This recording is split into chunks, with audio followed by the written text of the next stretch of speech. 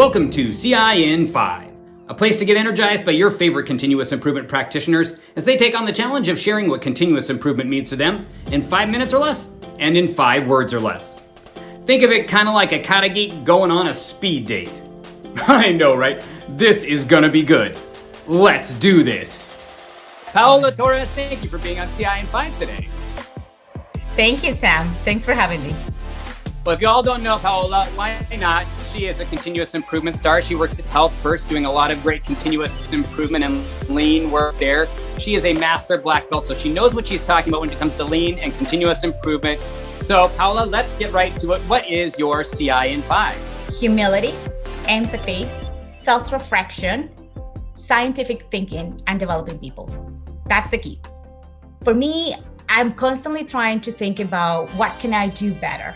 I worked in a department that practiced and embraced lean thinking. One of the things that we all had to do was a handshake. So we facilitated a Kaizen event. So the week after the Kaizen was finished, we would sit around the table and discuss with the team, with our own team, something that we could have done better. So you have to have the ability to self-reflect. You have to have empathy and compassion for your own, because otherwise you won't be able to really think about something that you could have done better. So we have to be empathetic with ourselves. At the same time, you have to be able to think about something that you could change so that the next time, if you were to do it again, right? So that's the scientific thinking piece. You could really see that you were able to improve something. So for example, if you want to think about facilitation skills, let's say I facilitated an event. I had the opportunity to do some self-reflection, right? I thought about my facilitation skills. I realized that at a time I was not really good at really kind of controlling or managing the conversation with the team, which is something that you need to do as a facilitator. So then, there is that thinking there. It's like, well, I could have done a better job at this. You have to have the humility to accept that. And then you think about, what could I do next time? What's an action that I can take? So perhaps next time I want to use a timer, right? Then you want to then put that intervention in place. Next time that you do your Kaizen, that's what you're going to do. You say, okay, well, let's see how this goes. Maybe I use a timer this time. And then you can see if that actually was effective or not, right? Was I able to manage the team better? Can I really see that actually improved, right? And then I think once you have that's the piece of developing people. If you share that with your teammates, if you're part of a process improvement team, so now you can say, well, this is something that I want everybody to benefit from. So I think that's how you really combine those 5 pieces, those 5 keywords. Maybe for practitioners like myself who are new to the practice, just kind of learning and growing, what kind of advice or insight would you give to someone like myself to spark them or keep them or get them going along their way as a practitioner?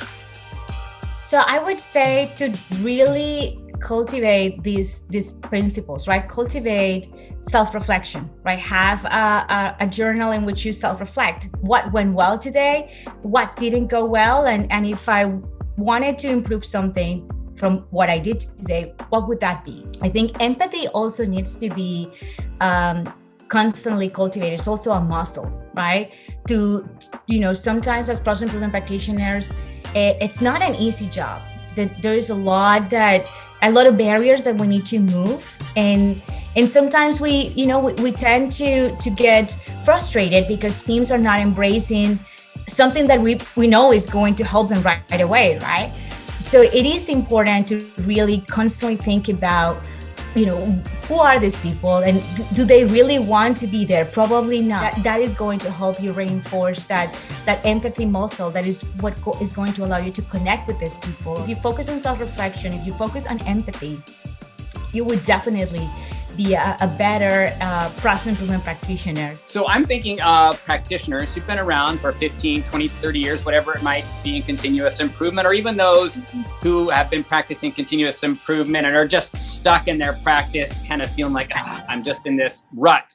What kind of advice would you give to them to spark their practice, that joy again? process improvement or continuous improvement as a field tends to be oversimplified. Like we tend to think that it's just like, this kind of set of tools and this like limited amount of things, but it's a pretty complex field that requires deploying multiple skills. So I think expanding kind of your threshold of current knowledge, right? Take on motivational interviewing or psychology courses, take on learning design, since you're going to have to teach people some of these concepts. So how can you make it effective, right? How can you design a session that is going to be conducive of learning, right? And that is what is really going to spark joy or bring joy back to your practice. So I'm thinking of, for you, I can see you have so much energy and joy and passion around continuous improvement, but what part of continuous improvement brings you the most joy as you practice it?